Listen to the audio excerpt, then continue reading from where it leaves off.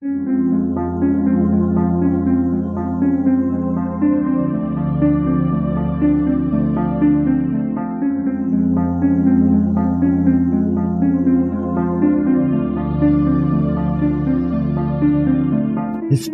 tells the story of the world and of our lives. Sometimes that history goes bump in the night.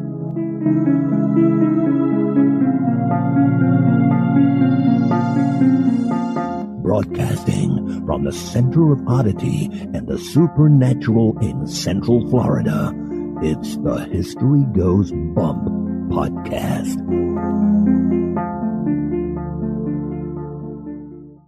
Hello, you spooktacular people. Welcome to this 529th episode of the History Goes Bump podcast. Ghost Tours for the Theater of the Mind. I am your host, Diane. And this is Kelly. Kelly, on this episode, we have a location suggested by our listener, Amber Phillips.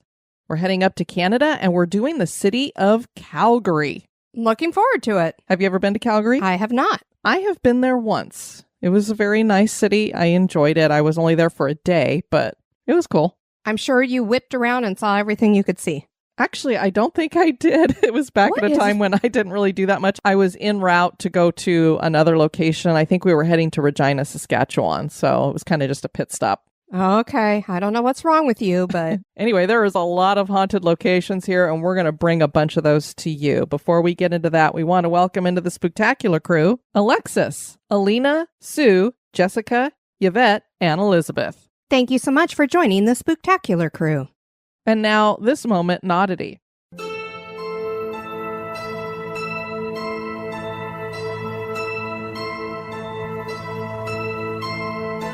The moment in Oddity was suggested by Chelsea Flowers.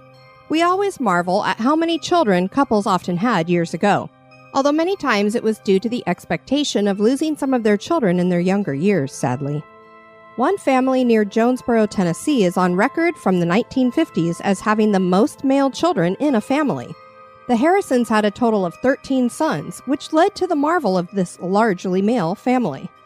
What began their newsworthy recorded journey was that Mr. and Mrs. Emery Harrison suffered a fire that burned down their home. Their community rallied by supplying the needs of the large family. As a thank you to their community, Mr. Harrison sent a letter to their local press. The news editor saw the promising prospect of covering the story of this family. The editor's story of the 13 sons was sent to nationally syndicated news columns. This newly found popularity brought them to New York for a family photo that was taken in Times Square. Mrs. Harrison was given the Honor Mother of the Year award, and the family even appeared on the original Tonight Show, as well as winning $3,200 on a game show. Later, in 1959, the couple added a daughter as their 14th living child, whom they named Barbara Ann Harrison. Having a large number of children in a family can be unusual, but a family comprised of 13 sons certainly is odd.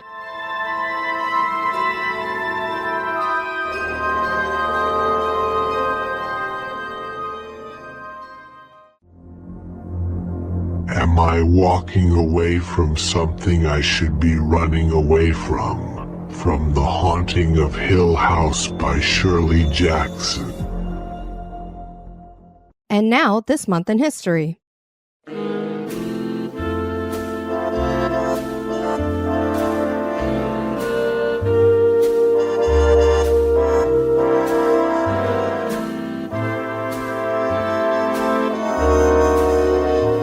In the month of March on the 9th in 1454, Amerigo Vespucci was born in Florence, Italy. It was the height of the Renaissance, and he was born to a distinguished family with connections to the Medici dynasty. He was surrounded by the world of trade and maritime practices from the time he was young. This encouraged his pursuit in astronomy, mathematics, navigation, and foreign languages. Fed by his personal passion for discovering new locations, in his 40s, Vespucci accompanied a Spanish expedition as an astronomer and map maker. During the explorations, Vespucci charted the constellations and also recorded various flora and fauna, as well as indigenous tribes encountered. His many correspondences with friends and colleagues have become known as the Vespucci Letters. They were touted as dispelling the belief that Columbus had reached Asia during his voyages. In the year 1507, to honor Vespucci's discoveries and documentations, a German cartographer drew a map of a recently identified continent and labeled it Americus in honor of Amerigo Vespucci. This is said to be America's birth certificate.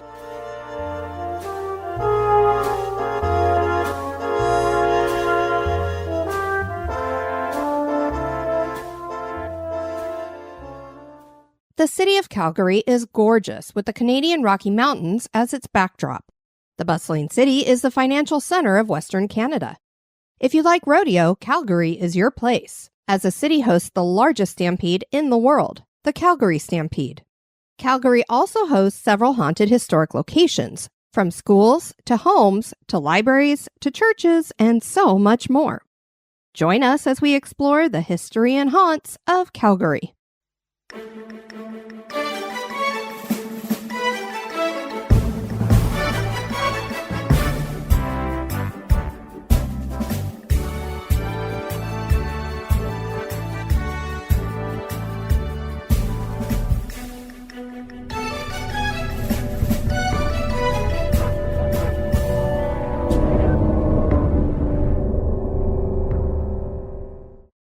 Indigenous people settled the area that would become Calgary around 12,000 years ago, sometime after the last ice age.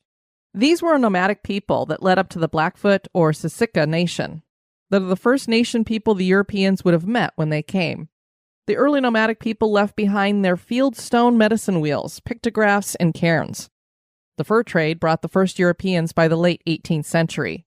Hunters and whiskey traders set up fortified posts, two of which include one near the present-day Glenmore Reservoir, and the other was named Fort Calgary. That second one was founded in 1876, and the name is Gaelic, meaning Bay Farm. I thought that was interesting that it had a Gaelic name. Yeah. The first settler named John Glenn had arrived in 1873. The railroad came in 1883, and Calgary was incorporated in 1884. Calgary was known as a thriving cattle town and later was important as a transportation center and developer of oil and natural gas reserves. Many historic locations from Calgary's earlier years still exist today, and several of them are reputedly haunted. We're going to start off with that one that you wouldn't normally think. You don't think cowboys when you think Calgary, but the Calgary Stampede is huge, and it also apparently is haunted.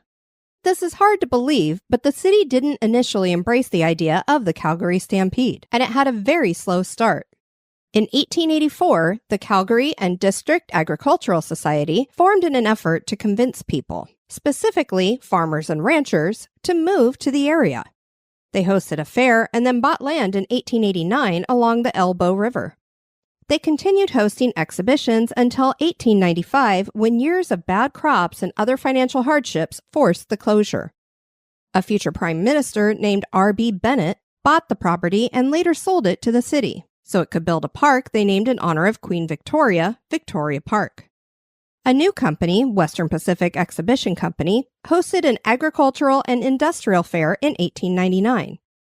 The company would continue the tradition for years until the Government of Canada took over in 1908, and they widely expanded the property, adding 6 new pavilions and a racetrack.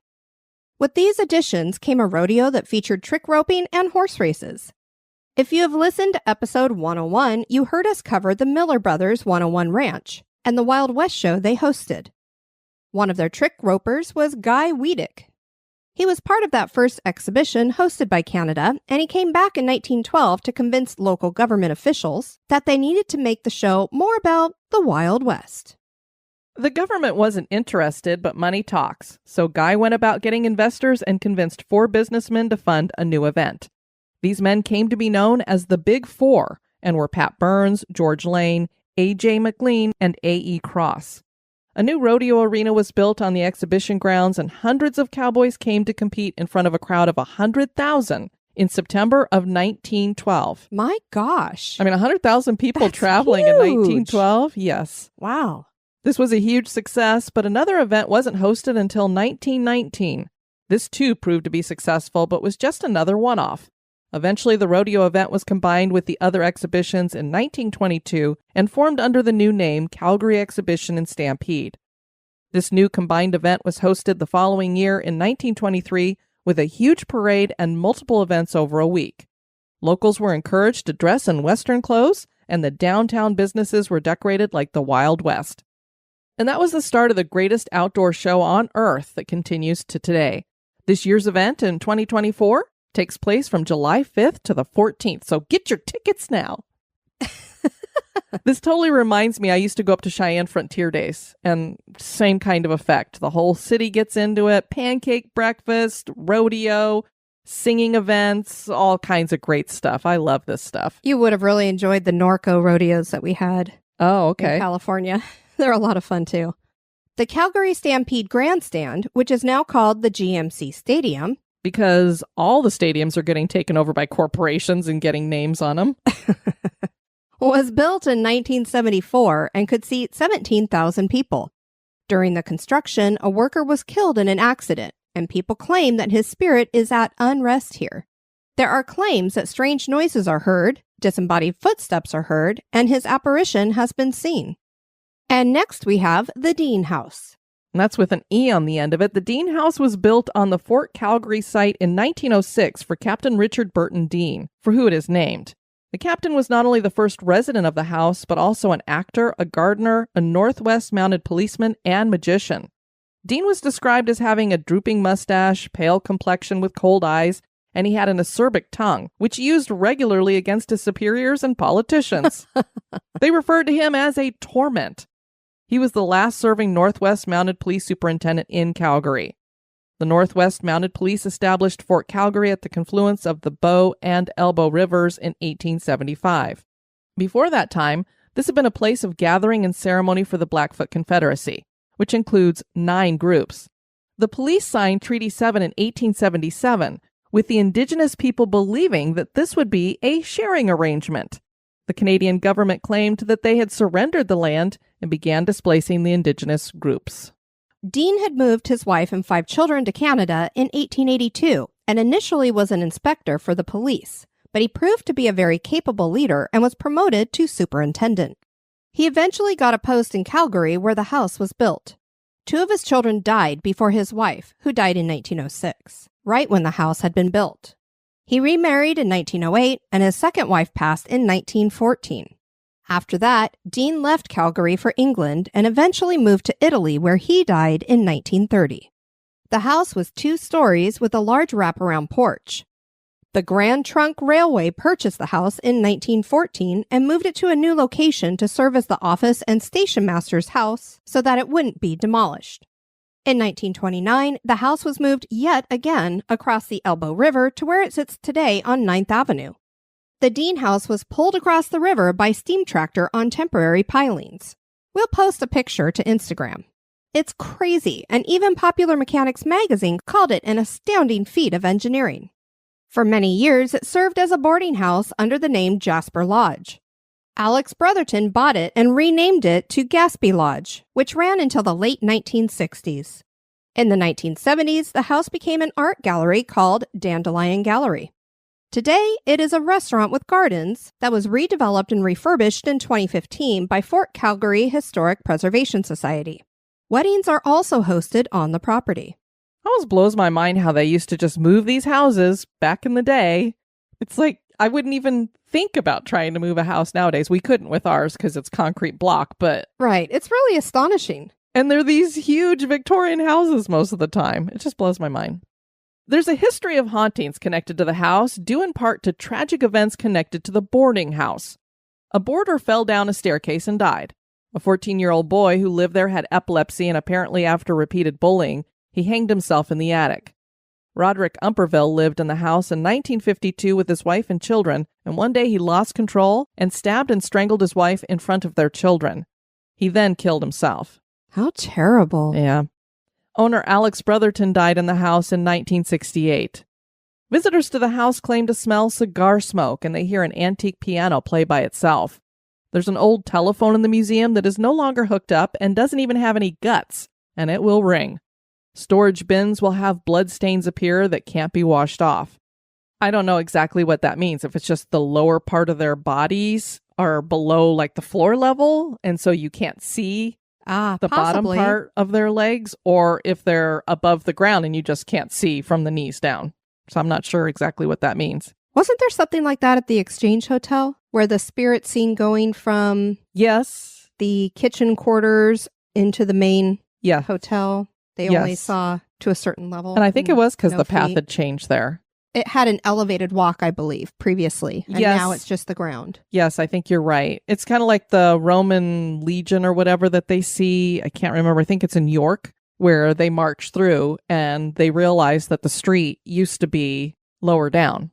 So that's why you only see the soldiers from the knee down. You can't see them, but that's because they're actually marching on where the road used to be. Right. The house came from a sacred place to the indigenous population, and the apparition of an indigenous man is seen wearing a long-sleeve shirt and vest with a long single braid in his hair. One woman who saw the spirit claimed that it told her she shouldn't be in the house because it was a sacred place. Next up, we have the Prince House. The Prince House is located in Heritage Park, which is a village full of historical homes and a section set up like an Old West town. The Prince House started at 4th Avenue and 2nd Street in the Eau Claire district.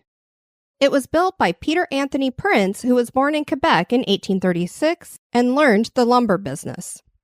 He moved to America in 1866 and became a U.S. citizen, but returned to Canada in 1886, where he settled in Calgary. Prince became manager of the Eau Claire Bow River Lumber Company, but he had his hands in other things as well. He was a hydroelectricity magnate, and he obtained an exclusive contract to provide electricity to Calgary. Prince apparently fell while walking on an unlit sidewalk and decided things needed to change. He formed the Calgary Water Power Company in 1890, which harnesses power from the Bow River by building a dam. Prince also built a brewery, grain elevators, and a flour mill. He married 4 times, having 3 wives die before him. He passed away in 1925. The Prince House was built in 1894 and was based on the design of a cottage from Connecticut that was featured in Scientific American in November 1893. The house was relocated to Heritage Park in 1967 after Prince's stepdaughter, Nora Whitlock, died in the house in 1965. So again, here we have a house just being moved. All 3 of Prince's wives who passed before him died in the house as well. The Prince House is said to be haunted and more than likely by the wives. Peter's second wife was Emma Wallen, and she had tuberculosis, so she was confined to the 3rd floor of the house. Her spirit is said to be on the 3rd floor, which is an area closed off to visitors because the stairs leading up there are servant stairs, so they're narrow, steep, and dark. A lady dressed in a white, high-collared period dress has been seen in the nursery on the 2nd floor. The ghost wraps what looks like a baby in a blanket and then moves to sit in a chair in the corner where she rocks the baby. A security guard claimed that he saw lights turn on the 3rd floor where there was no electricity. Another security guard watched as a window on the 3rd floor swung open and closed several times. He tried to get his guard dog to enter the house with him, and the dog froze up and wouldn't go in the house, and it had its tail between its legs. Staff have heard stomping of feet on the 2nd floor. This was posted to a forum on Bella Online in 2012. I first heard about this haunted house in Heritage Park Historical Village, Calgary, Alberta, Canada, on an episode of Celebrity Hauntings on the Biography channel. Actor Drake Bell talked about his experience there while working on a movie with John Cusack. Drake Bell and a friend decided to check out the haunted house one day when they had some free time. They took a video camera with them and caught some interesting footage when they approached the empty house. The curtains on a 2nd floor window were flung open and stayed open for several seconds as if someone was peering out at them. A few nights later, John Cusack decided he wants to check out the house as well. A group of people, including John and Drake Bell, went with the caretaker of the home to see the Prince House. As the caretaker approached the house with his dog, the animal refused to go into the building. The caretaker decided to stay outside with his dog and told everyone else to go on in. Oh, sure. They walked up to the 2nd floor with their flashlights as there was no electricity inside the building. As they ascended to the 2nd floor, the mood and vibe changed. Drake went to the room where the curtain had lifted a few nights previously and claimed that it felt very spooky. Almost immediately, although there was no electricity in the house, all of the lights in the room turned on, even the gas lamps that were only in the room for show. What in the world? Yeah. Drake saw a woman dressed in colonial clothing standing in the room. He ran out of the room screaming, "Let's go!" and everyone followed him out of the house. The caretaker was standing outside waiting and showed them a picture of the house from the newspaper that clearly showed a woman standing in the 2nd floor window. Although the house had been empty at the time the picture was taken. What a weird story. And to happen to somebody like John Cusack. That's not Drake as in Drake and Josh. It sure is. And now a little break for a word about one of our sponsors.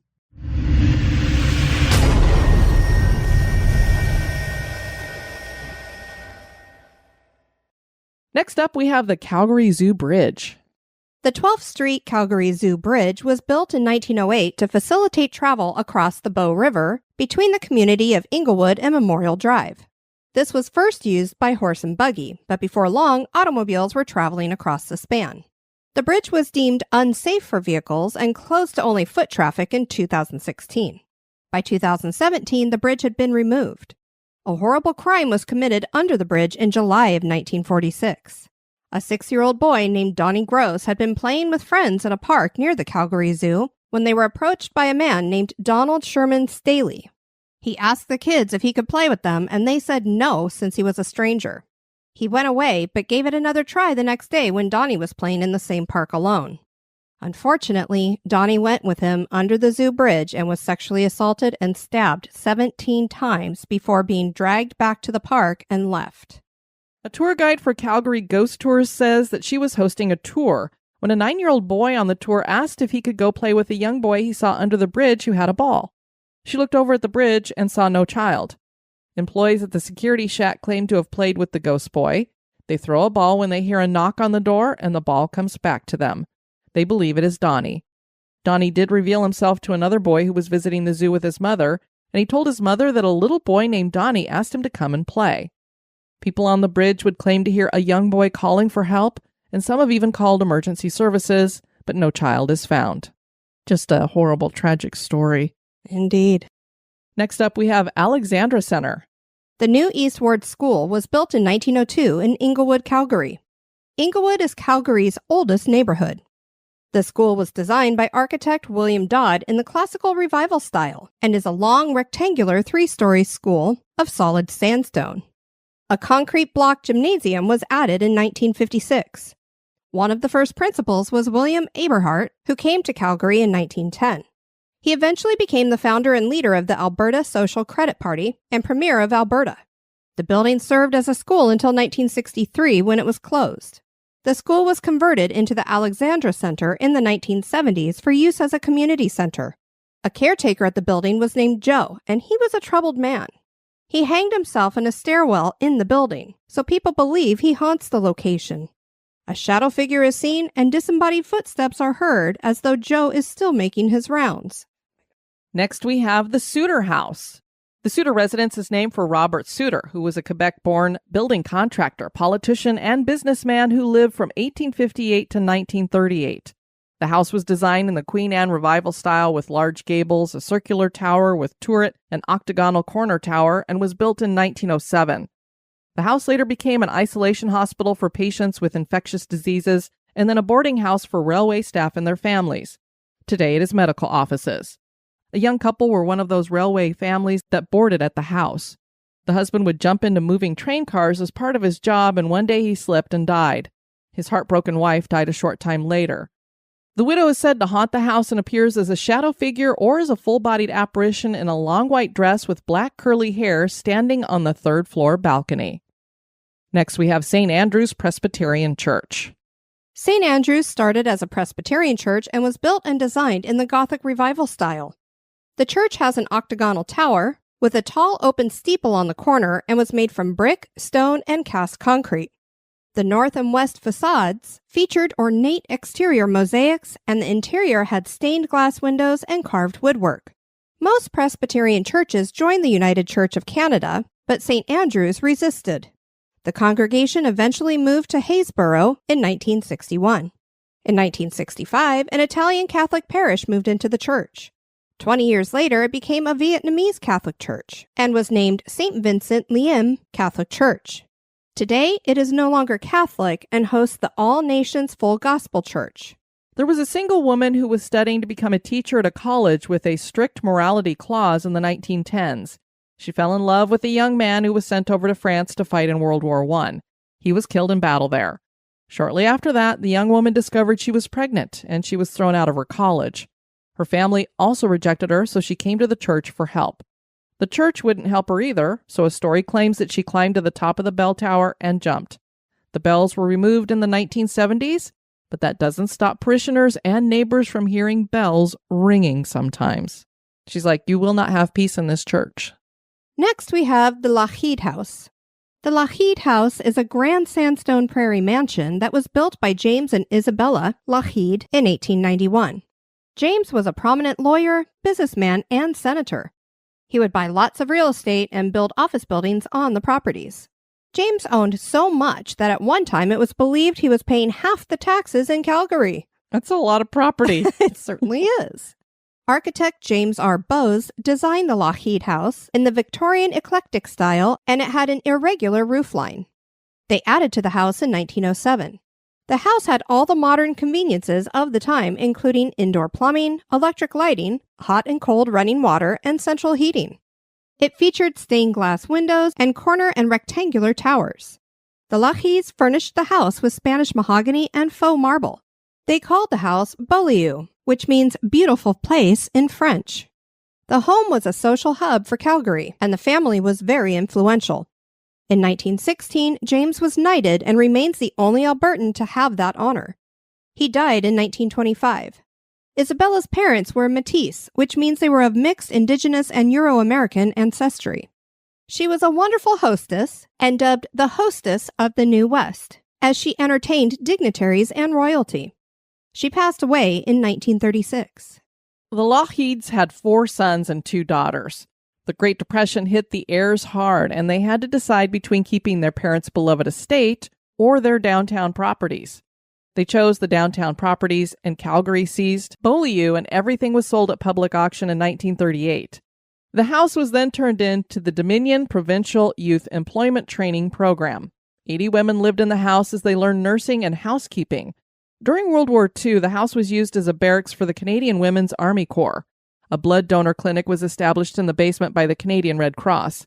After the war, the house became a dormitory for returning servicewomen until they could find other housing, and in 1947, the Red Cross purchased the house and used it until the 1970s.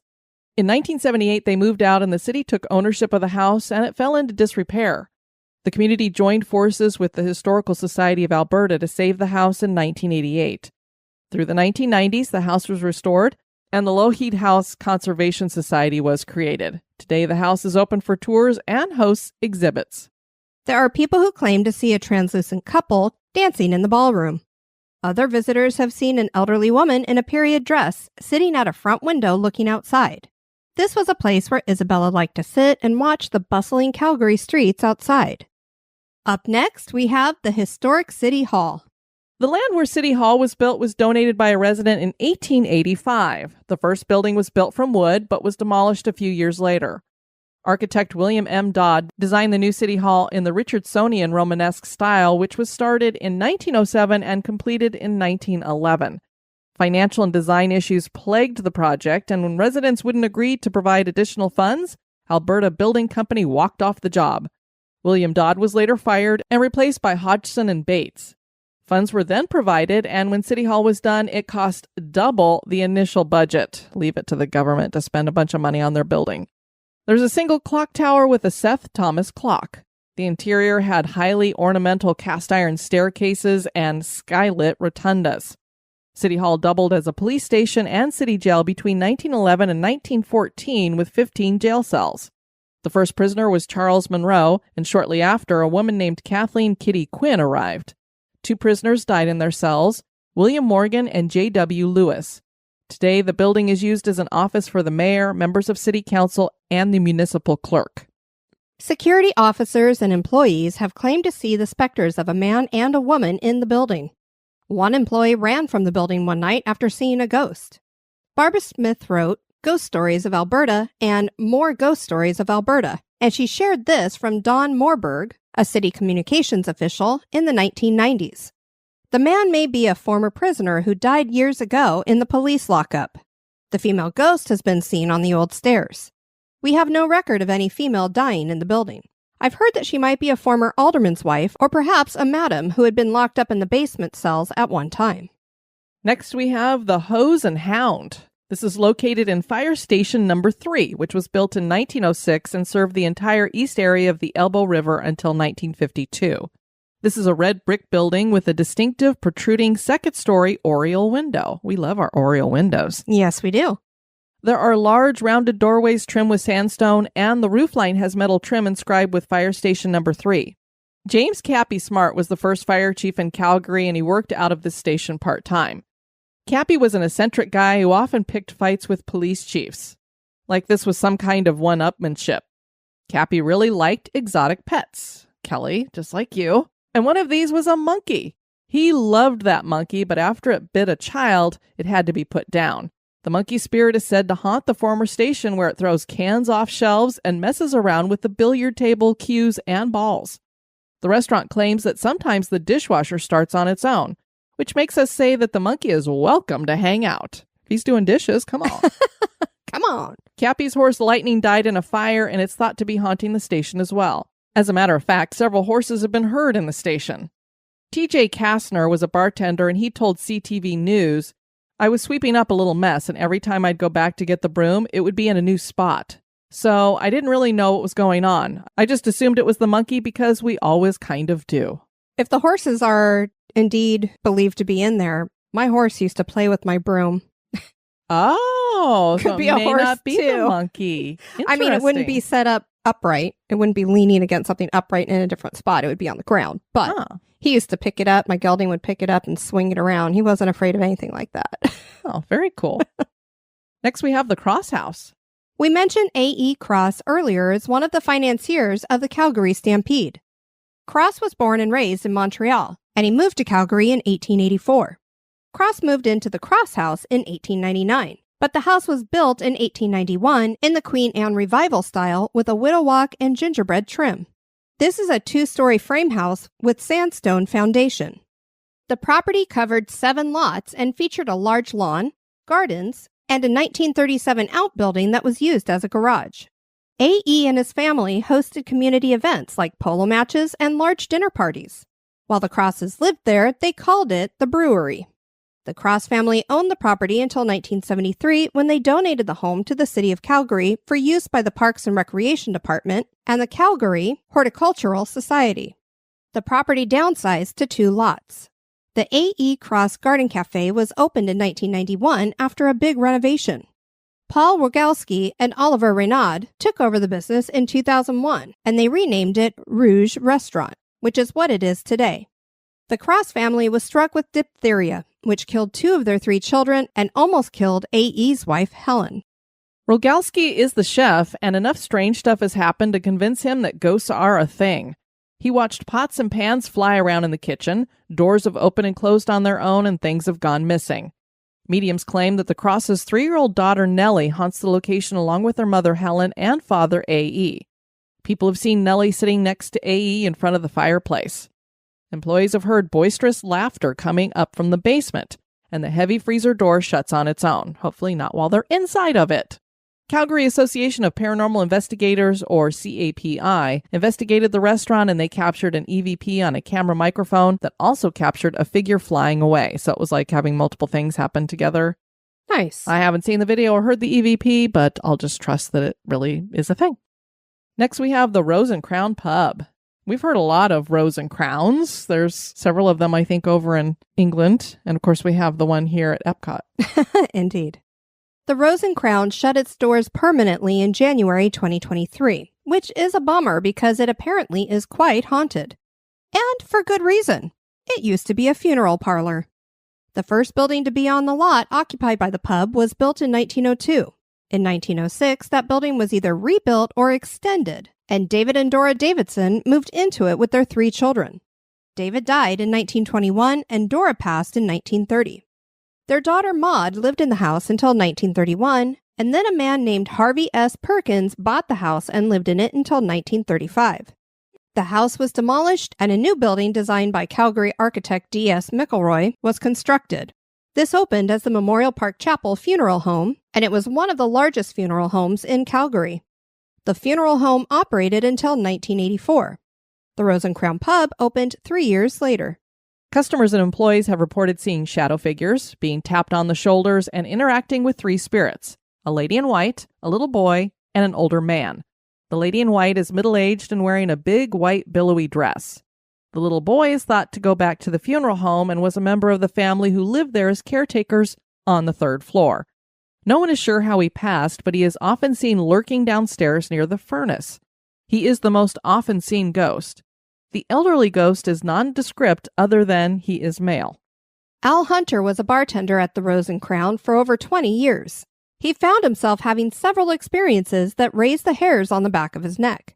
In the late 90s, a group had reserved an area on the 2nd level for a party. A bunch of helium-filled balloons were brought in to decorate the room.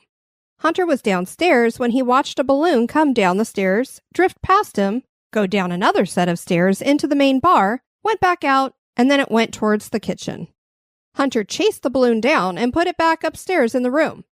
The balloon did the same thing 3 more times. When it does it more than once, this is not chance or an air draft or something Just of that nature. leave the balloon alone. Let it be. This reminds me of that memorial of that viral video that went around for a child, and they had balloons at the front. And the mother was sitting in the front pew, and all of a sudden one of the balloons came right free to her. and came right to her and sat right in front of her. It was like, there is no doubt that something paranormal is happening here. Right. A couple of women from the United Kingdom took a picture of themselves outside of the bar, and when they got home and developed the pictures, they were stunned to see that they captured what looked like the spectral image of a little boy standing next to them. It's an intriguing photo.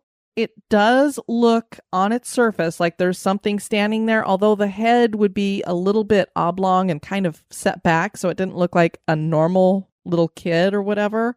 And I can't help but be like, can I see the wall that you were standing in front of? Is there something about that wall that just makes it pareidolia look like a person standing there? So I wasn't convinced necessarily.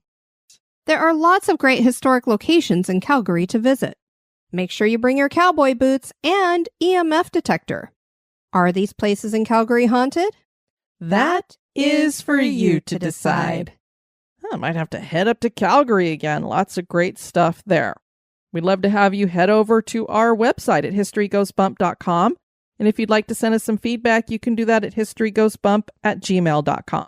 We did get an email from Emily. She said, "Hi, Diane and Kelly. In a recent episode, I was interested to hear you talk about keeping black tourmaline with you so you don't bring anything home with you after an investigation.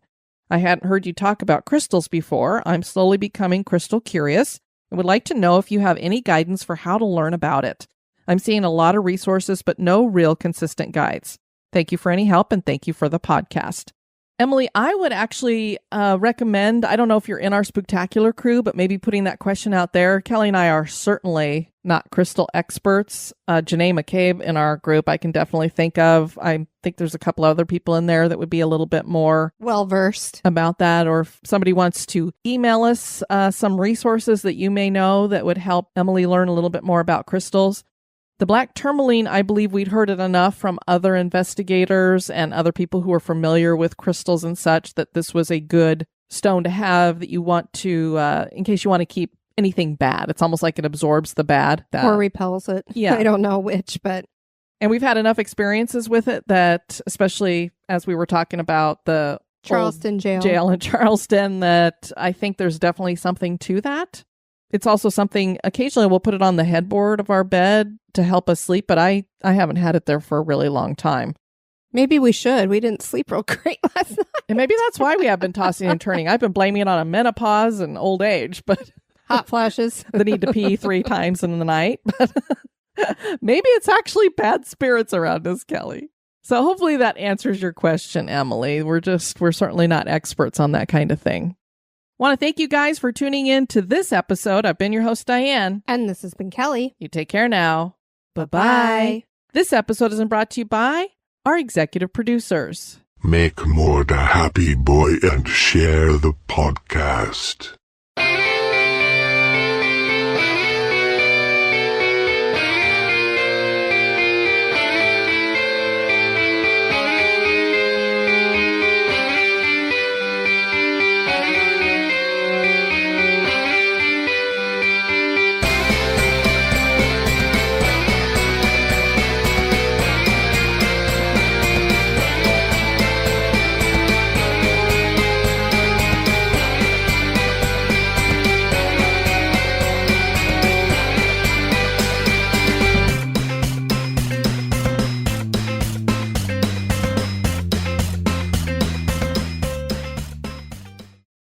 also hosts several haunted... Sounds like you're rewinding yourself. And that was the start of the greatest outdoor show. Gotta give him a shower. We're going to give you a shore. We're about to have a good shoe. That's how I should have It's said a really it. big shoe. Yeah, if I wanted to say it properly. The house was then turned into the house was the Now I want some M&Ms. Oh no, don't. Now I sound like I'm making a beat to go with it. Now don't. Phenomena.